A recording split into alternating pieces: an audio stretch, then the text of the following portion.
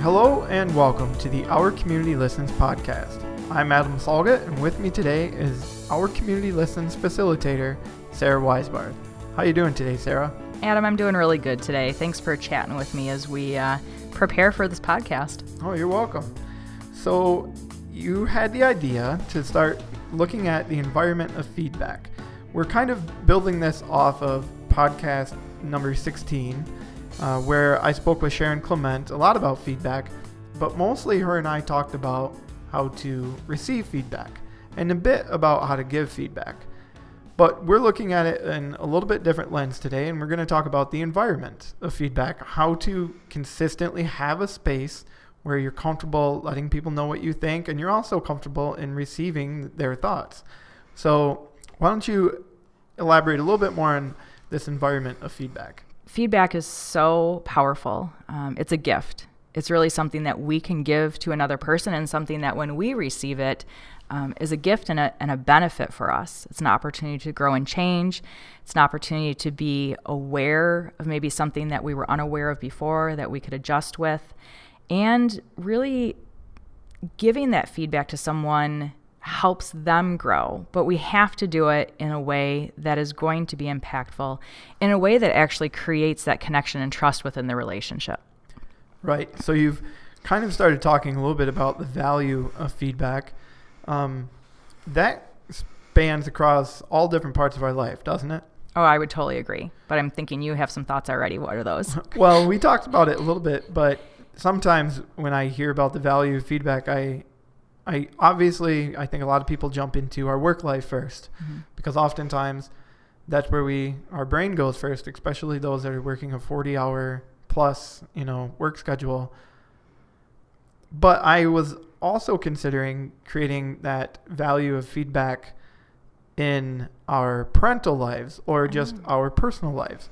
So we're able to share things with our spouse, or we're able to share things with our kids, or in the end, hopefully have our kids share more with us and our spouse share more with us. But we have to have the right environment. Yeah, I like that. Really, when you think about it, it's the people that are closest to us that we have the most investment with. Right. And we have the ability to maybe see those opportunities of growth for them and help them into those moments.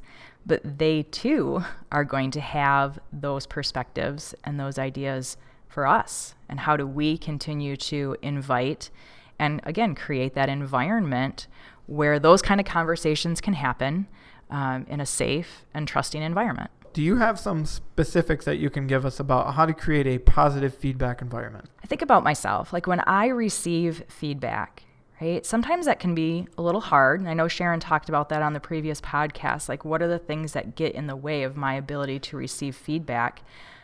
But really, if someone is investing their thoughts in my growth, I have to really just pause for that moment and almost like create my own internal environment to be able to then almost serve and feed the environment of that relationship. I'm talking all over the place, but let me bring it down to concrete. Okay. So if I know that I have trust with that person, and I would say one of the most important things that you're going to have in an environment of feedback is safety and trust. So if I know that I can trust that person, if I know, and I'm going to assume goodwill, like that person did not wake up this morning to give me this piece of feedback in order to ruin my day. And if I have that comfort and that feeling of that they're not going to stop being my friend, or there isn't going to be a problem in our relationship because of giving and receiving feedback, then I feel like that first thing is that environment of safety and trust. We have to have that first. Right. So building that within yourself and getting over certain things like that assumption of goodwill, or not getting over assumption of goodwill, but accepting assumption of goodwill. I think that is something a lot of people struggle with because they feel like feedback can be very personal. Mm-hmm. Yeah, absolutely. It is going to be personal. I hope it's personal. I hope if I gave someone I cared about, whether it's a family member or a friend, some feedback that could really help them grow, that it is coming from that heart of goodwill, and that is going to just impact them in such a way that's going to benefit them. And so then in receiving feedback, I have to assume that that's how people are approaching me as well. Okay, so let's say you've done that internally. You're ready to hear what they have to say. What expectations should we look at next? I would truly say that it starts to be a conversation. I have had multiple conversations. I actually just had one yesterday where someone was kind of chatting with me and kind of struggling through an issue, and it was so apparent to me what they were getting stuck on. And they looked at me ready for that moment of advice. And remember, we don't give advice. We want people to be able to sort out their problem. But I looked at them and I said, could I just give you some feedback right now? And they were like, yeah. And I prefaced it with, this is what I'm noticing. This is what might be happening for you. And let them just take that feedback and do what they want with it. But I think you have to kind of create the moment. A known relationship, that trusting relationship, and just the conversation of, hey, could I provide you some feedback in this moment? There might be something you're missing that I'm noticing. Let's bring it back to organizationally. Okay. How can you do that with a superior potentially? Oh, so one of the things that impede feedback environments is a perception of hierarchy. Absolutely. When we work with organizations on creating a feedback environment, that one comes up all the time, and we actually do role plays and practices through how do I give feedback to someone that is positionally my leader, positionally hierarchy over me. Again, it has to be about the relationship. And leadership has to be on board. That's one of the things that we really enjoy in working with our partner relationships in helping partner organizations develop this environment. And leaders have to be willing to hear and receive feedback. So I don't think, whether it's in family or friends, whether it's in organizations, whether it's to or from a leader in any way, it could be even coworkers, I think the relationship really, if we're talking about the environment, it's really about what is that relationship like. The structure of giving feedback is very similar to our FBI messages, but it's not confrontational. We take a lot of the emotional aspect out of it and instead say, well, here's the situation, here's what you did, here's the impact of it, instead of having the emotion behind it. And so it starts to become a little bit more of a neutral thing where it can be more conversational as opposed to having kind of the emotion built behind it. What do you believe needs to happen to keep sustainable feedback, to continue to build a sustainable environment of feedback? Well, there has to be some balance. Constructive feedback, growth feedback has to be continually accompanied with positive reinforcement feedback. So for every one time that I might come to you and say something of an area you could grow in, I have to come first at least 5 times before with something that you're doing incredible, amazing, that this went well. If you're going to be able to hear some guidance and correction from me as a parent, as a leader, as a coworker, as a friend, you first have to know that I see all of these incredible things about you and have heard those things beforehand. I think sometimes that is what is often forgotten about in our jobs or in our lives when we don't necessarily take the time to tell people what they're doing right. We take for granted that they either know it or that we don't really need to say it because they're doing it so well that they seem confident in what it is and they are good and ready and good to go. So then if you do end up giving them some feedback that might be harder to swallow and never give any positive reinforcement, they might start to look at you as, well, all I ever hear from them is what I'm doing wrong.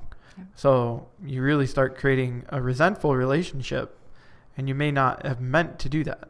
Oh, yeah, you nailed it. And that goes back up to the safety and trust. Like that breaks the safety and trust in the relationship if all I'm coming to you with is things where I think you need to grow and change and improve. Instead, like you said, like if we can support that with all of the positive. I'm working on a video project, and it's essentially an award for someone, and we're having people come in and speak about them in a positive manner. And I constantly, each year I do this, think to myself, why am I not doing this on a monthly basis with more people? And the interesting thing that I have found in filming these sometimes is people are more willing to say something in front of a camera when that person's not in the room than they might they may not actually take the opportunity to say it to them face to face. So there's my challenge, I guess, to the listeners out there. I'd love for you to take this opportunity, like Sarah just said, think about it, a 5-to-1 type ratio. If there's people in your life, coworkers, friends, family, tell them that they're doing a great job and find that specific reason as to what it is that they're doing a great job, and make sure you try to articulate that as much as possible. Yeah. Wow. I'm just really pausing and thinking about that even still, Adam, and recognizing that sometimes it just feels weird, let's just say, to be giving even the positive recognition. Yeah. And so we don't think about it. And we really need to start to create an environment that is just normal, that this is how we interact, that this is how we talk to one another. We recognize the things that we're doing well. And so then it's easier then to point out things that can be grown and developed in. Right. So if you were to tell someone they look really nice today, instead of their response being, so does that mean I look horrible all the other days? they know that you accept it, or they know that you are trying to pay them a compliment. Yeah. Well, let's elevate that even beyond, like, I love your hat. I was in a classroom last week, and we just had really incredible conversation, 8th grade students and myself, actually around issues of trust. And they were so attentive and they were so engaged. And sometimes, it's a Friday when we have this class and they're normally just like done with their week. And quite frankly, so am I. But man, last week they were so in tune. And I wrapped up our conversation and our activities. And I just said, guys, you guys were awesome today. I really appreciate you tuning in, paying attention, giving great answers. It added to our discussion and it helped us understand one another better. That would be a feedback statement. Right. It's just recognizing what are the qualities that people are bringing. What are the things that they've done? I could use you as an example. I appreciate you had everything set up. When I came in here at the last minute, it helps us be more efficient. It really ties to like the personal recognition that we teach in class, but it just starts to be more of a regular, acknowledgement of the qualities and the behaviors and the attributes that people are bringing. Right. Well, thank you. And part of building that positive environment is giving positive feedback. Yes, absolutely. So we've had that relationship of safety and trust that has to be there. The balance of the 5-to-1 ratio, which you kind of took the numbers and captured that for me, and then that it just becomes normal. It just is. It's just how we talk. It's how we interact, that we acknowledge those positive things and we have the opportunity to grow. What if there's someone out there who just kind of thinks to themselves, I appreciate those that are around me, but I don't necessarily see it. So I don't think to say it. Now we're talking about maybe a very specific type of person, but in that case, obviously there's maybe little tricks that they could start doing. Any tips or any thoughts along those lines for someone who might be in that boat? I think about how I teach youth this kind of thing. I feel like it's sometimes easier to teach the logic side of this to adults, especially organizationally, right? Like you want to create a feedback environment in your organization because it's going to have all of the benefits of growth and retention, and it'll accomplish your vision. Your employees will feel valued. And I'm actually laughing at the tone of my voice right now because I feel like these aren't important things the way I'm toning them out. But like they're things like obviously we know these things are going to benefit if we create an environment of feedback. But if I think about then, if I really want to inspire people to be able to recognize the qualities of others, I would say first off, it is looking at, well, what would I want to hear? What would feel good to me? What are those things that I would like to have recognized? And realize that I can start to do that for others, which will then create, again, this environment and model this behavior where they will start to do it, hopefully for me and for others. The other thing I know I have done, I'm almost a little chagrined to admit this, but it's usually when someone's making me crazy, and I've probably launched completely into judgment about this individual. And for one, recognizing it, and then dialing it back and saying, this person has some quality, has some aspect of them that is good.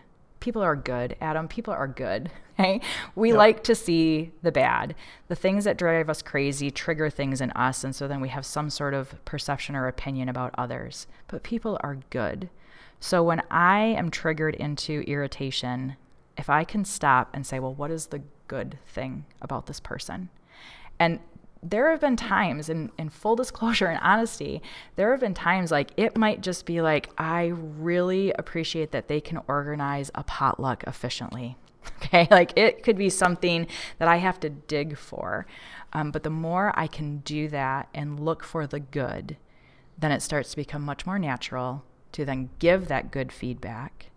And just thinking about this as we're talking about this, here's the bonus. My opinion and my judgment of them starts to change. Right. Starts to transition into something more positive. Oh, absolutely. Yeah. And I see them for the value that they bring. And that just feeds into our empathy piece, which we talk a lot about, of like then recognizing that maybe those things that make me a little crazy about them, that there's something going on for them, or there's something going on for me. And It's my issue that's been triggered. Yep. Which, ironically, this whole conversation leads us into my next bullet point about the feedback environment is personal accountability. Interesting. Can you expand on that a little bit? Yeah, I have to take that responsibility. You led me right into this question, like, well, what are some things that you can do to start to give positive feedback? And it is that commitment that I'm going to see the good in others. And it's a commitment in myself to recognize, you know what, I'm not perfect. Mm-hmm. And if I want others to receive the feedback I give them, that means there's something I could probably be growing in as well. Sure. Would I be able to receive that feedback if they shared it with me? And so truly just a willingness to commit to and have that personal accountability of, man, this is how I want to be with people. And this is how I want people to be with me. So typically once we've created that space for positive feedback and we've given it to someone, we're most of the time asking for some kind of change. Can you talk about that change process? Yeah. The whole point of feedback being a gift, and that can be like constructive growth feedback, or it can be like the positive recognition feedback, is really it's an opportunity for people to grow and change. Like clearly, if I've said, hey, this isn't working well in this situation, and here's the impact it's having, well, hopefully we'll come up with a plan to shift that and create some sort of change. Or it could be a personal feedback where it's an area for you to grow in personally. Kind of my example about how I can shift into judgment. That is a personal growth area for me. Mm-hmm. So I'm now giving you full permission to give me feedback on that area because I know that's an area I need to grow in. So growth and change. Like when we've provided feedback, really the intent is that we want to grow and develop. Positive feedback can do that as well. This is something that you're doing incredibly well. Keep doing that. Change is, this might be something that you can adjust and change in. I think one of the biggest elements of the term feedback that I think we combat in my mind is that it's often looked at as negative, mm-hmm. or it's often looked at as you're doing something wrong. Mm-hmm. That's why I like bringing up that idea of positive feedback, because like you just said, that is still a change agent. When you are given positive feedback, if you did something maybe out of your norm and someone is saying, that was great, keep it up, mm-hmm. now you're starting to see the value of that change that you just made. Yeah. So it may not be something that was innate. It might be something that you actually changed to do. And positive feedback in those cases is very important. No, it's acknowledging, it's affirming. Hopefully we're all in a space where we're wanting to grow and change, and to have those things acknowledged and noticed feels good. Absolutely. I was just thinking as we were chatting about a piece of feedback that I received when I was going through my training to be a facilitator.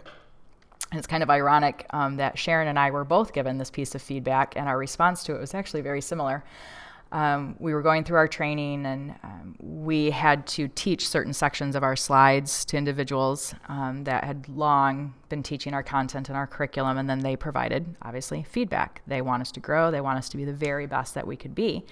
And the piece of feedback that we received was that we needed to slow down, that both of our energy level was very high, and that there was no way that our participants would be able to keep up, and that we would not be able to sustain that level of energy for 3 days in the classroom. both Sharon and I were like, we can totally maintain that level of energy. Like, not a problem, not a big deal. Right. And the response back was, you might be able to sustain that energy, but your participants will not keep up and you will not reach them the way you want to reach them. That was very grounding for both of us. That even though it's something that we bring, something that, we've got this great energy and people appreciate that, the impact of that is not what we're going for. And so to be able to see and hear that from someone in a way that it's like, this is for your benefit. So even something that I can correct and change is still for my benefit. Right. And will help others as well. That's very interesting. So have you and Sharon, or speak mostly for yourself, I suppose, have you made an adjustment in the way that you facilitate a class? Oh, yeah. I would say that we instantly made that change in our training process. And then the next day that we came around and delivered another set of slides, we had made that change. It is probably something, at least for me, that I need to continue to remind myself because I can feel my pace picking up. But then again, that's something that I check with my co-facilitator, or I kind of check the nonverbals of the classroom and see what's happening with my participants. That's a form of feedback as well, right? Is an awareness of what's happening with others and how do I need to adjust then. When people are asking for feedback, have you ever thought about whether or not they might be doing it for a reason? Oh. Okay, so I'll speak for myself. I know that when I ask for feedback, it is because I've become aware of a blind spot. I wonder if it's actually a blind spot anymore then. But I've become aware of an area that is something I need to grow in. And when I do then ask people for feedback in that area, I do choose wisely who I'm asking. Sometimes I, depending on what it is that I need feedback from, will pick different people. Mm-hmm. Sometimes I pick people that I know will just be like, they will cut to the core and they will go right to the issue. If it's more of a sensitive issue for me, I go to people that I know might be a little bit more gentle and guiding in their feedback. Yep. It could be depending on the environment that I want feedback in. Is it a work environment? Is it a personal environment? But yeah, so I forget what your original question was, Adam. Well, just about the idea of when they're asking for it, what are they motivated by if someone is asking? Yeah, so when I ask for feedback, it's because I'm motivated for personal change and growth. I'm assuming that is why others would ask for feedback, because I think it's a very vulnerable thing to ask for feedback. I'll share this story. I recently asked my mom and my sister for feedback on what we were looking at as a potential home situation. Mm-hmm. And I specifically chose to open the conversation about it all because I know that their perspective lies on the negative and or the overprotective. Mm-hmm. And I knew leaving it, I was potentially going to be more motivated to push myself to get what I want. And they didn't know it. And I chose to do that because there's a bit of an anti-authority in me. So I wanted somebody to be telling me you can't do it or you shouldn't do it. They never came across with those harsh words. Mm-hmm. And to be honest, in the end, there was a lot of great questions being asked. So it wasn't just that silly don't do it. Mm-hmm. It was productive as well as it was motivating.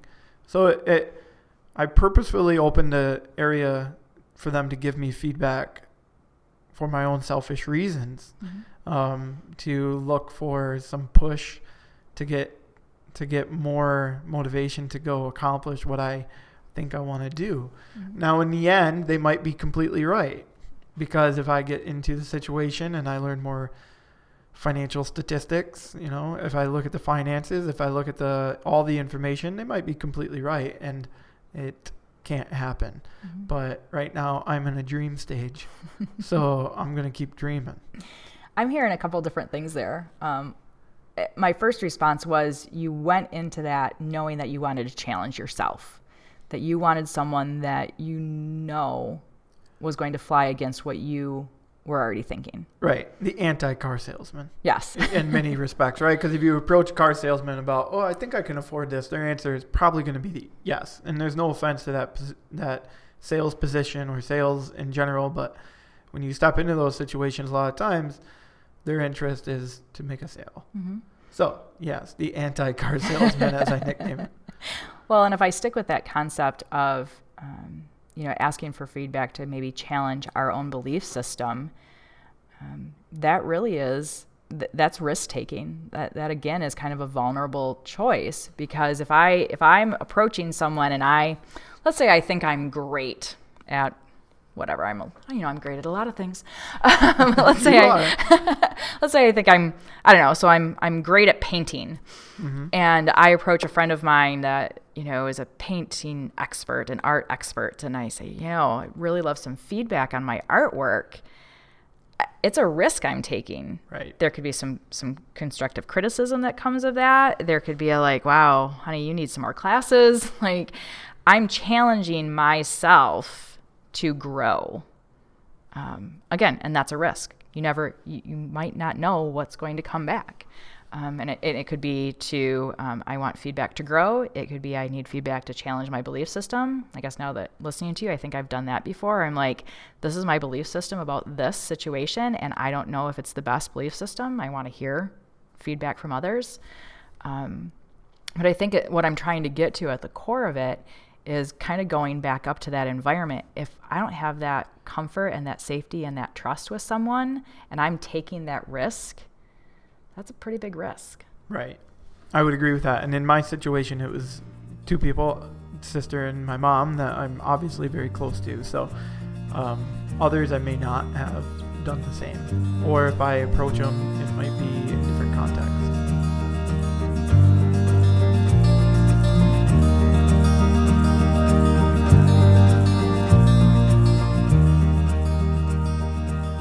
Sarah, thanks so much for talking today about feedback. What are your key takeaways for everyone who's listening today? I have 5 bullet points for you, Adam, and we've kind of touched on them informally in our conversation. The big one is that safety and trust. You've got to be able to know that you have a relationship with someone, that you can trust them, and that it is a safe environment to give and receive feedback. Because as we've mentioned, feedback, it's a risk, and we're being vulnerable when we ask for feedback. And that balance, you nailed it with the 5-to-1 ratio. We've got to keep that balance between, are we giving a lot of positive reinforcing feedback so that when we come back with a constructive opportunity to grow, that's received well. And then it becomes normal, that this is just kind of how we interact. This is how we grow together in any of our environments. We've talked about family, friends, work environment, and that we also have that personal accountability. Maybe some personal awareness of, okay, well, what's going on for me? But a personal accountability in that, well, I want this person to grow, so I'm going to be giving this feedback regularly. And I am going to be able to hear and receive feedback in a way that's going to help me grow and commit to that. And I've already touched on the growth and change. I've said it 5 times in this little summary. It's all about growth. It's all about that development. And in order to do that, we have to have that change perspective.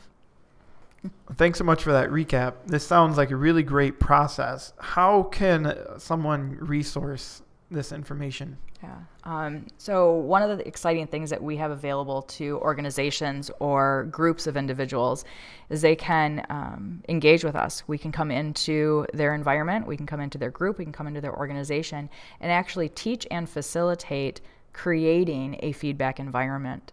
So we'll teach a lot of the things that Sharon talked about in our earlier podcast around feedback, about what is feedback, how to give it, how to receive it. But then we can build on that, especially for organizations, and help them create these bullet points of the safety and trust, the balance, the normalcy, the personal accountability, all for growth and change within their organization. And we can come in and facilitate that for them. Well, that sounds very powerful, Sarah. Thank you. If people want to hear more about that, they can always, as always, reach out to us on our Facebook page. They can reach us through the website. It's a fun program to do. Thanks for your time today. And don't forget, alumni, you are the message.